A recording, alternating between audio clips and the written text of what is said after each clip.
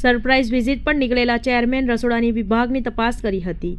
એ દરમિયાન દર્દીઓને આપવામાં આવતું ભોજન ટેસ્ટ કરતા તેમના જ ભોજનમાંથી કાંકરી આવી હતી। રસોડા વિભાગની આ બેદરકારી બદલ હાજર અધિકારીઓને ખખડાવ્યા અને જરૂરી સૂચનો આપ્યા હતા। આ ઉપરાંત હવે અત્યાધુનિક રસોડું બનાવવાની પ્રક્રિયા પણ હાથ ધરવામાં આવી રહી છે। સુરત મહાનગરપાલિકા સંચાલિત સ્મીમેર હોસ્પિટલમાં આજે પાલિકાની હોસ્પિટલ કમિટીના ચેરમેન મનીષા આહિર મુલાકાતે પહોંચ્યા હતા। સરપ્રાઇઝ વિઝિટમાં આરએમઓ, નર્સિંગ અને રસોડા વિભાગના અધિકારીઓ જોડાયા હતા, જ્યાં તેમને રસોડા વિભાગની સરપ્રાઇઝ મુલાકાત લીધી હતી। રસોડા વિભાગમાંથી દર્દીને આપવામાં આવતી રસોઈ તેમને તપાસ કરતા તેમાં કાંકરી મળી આવી હતી, જેથી તેમણે હાજર અધિકારીઓને બેદરકારી બદલ ખખડાવ્યા હતા। રસોડાના શાકભાજી, કઠોળ સહિતના તમામ ચીજવસ્તુઓની તપાસ કરી હતી। ત્યારબાદ દર્દીઓને આપવામાં આવતા ભોજનની ચકાસણી કરી હતી। કઠોળ શાકની ચકાસણી કરતા કાંકરી નીકળી આવી હતી, આથી તેમને હાજર અધિકારીઓ સહિતનાઓને ખખડાવ્યા હતા। ત્યારબાદ રસોડા સંચાલકને બોલાવીને તમામને જરૂરી સૂચનાઓ કર્યા હતા। આ અંગે હોસ્પિટલ કમિટીના ચેરમેન મનીષા આહિરે જણાવ્યું હતું કે આ હોસ્પિટલમાં લોકોને ભોજન સારું મળશે તો જ દવા સાથે તેઓ સાજા થઈને ઝડપથી ઘરે જશે। આજે સરપ્રાઇઝ વિઝિટમાં ભોજનમાંથી કાંકરી નીકળતા તેમને જરૂરી સૂચનો કર્યા હતા। આ સાથે જ રસોડાની જગ્યાએ અત્યાધુનિક રસોડું બનાવવામાં આવે એ પ્રકારની પણ તૈયારીઓ હાથ ધરવામાં આવી હતી। નમસ્કાર, જય દ્વારકાધીશ।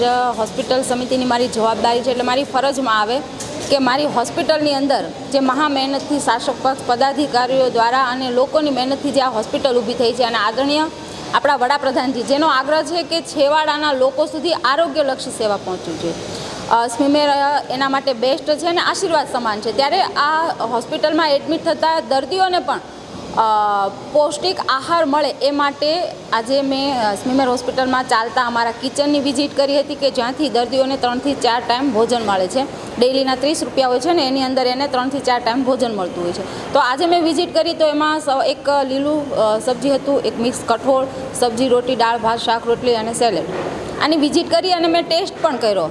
તો ઓલ ઓવર સારું છે, પણ અમારી ક્યાંય ને ક્યાંય લાગણી અમારી પદાધિકારીઓની, શાસક પક્ષને, અહીં અમારો જે સ્ટાફ છે એની એવી છે કે ભાઈ કિચન ખૂબ સારું મોટું ડેવલપ થાય અને અહીંથી ટ્રોલી દ્વારા અમે દર્દીઓ સુધી જે ભોજન પહોંચાડીએ છીએ એ અહીંથી પેકિંગ થાય અને હાઇજેનિક રીતે દર્દીઓ સુધી પહોંચે, એના માટે પણ અમે કામ કરી રહ્યા છીએ।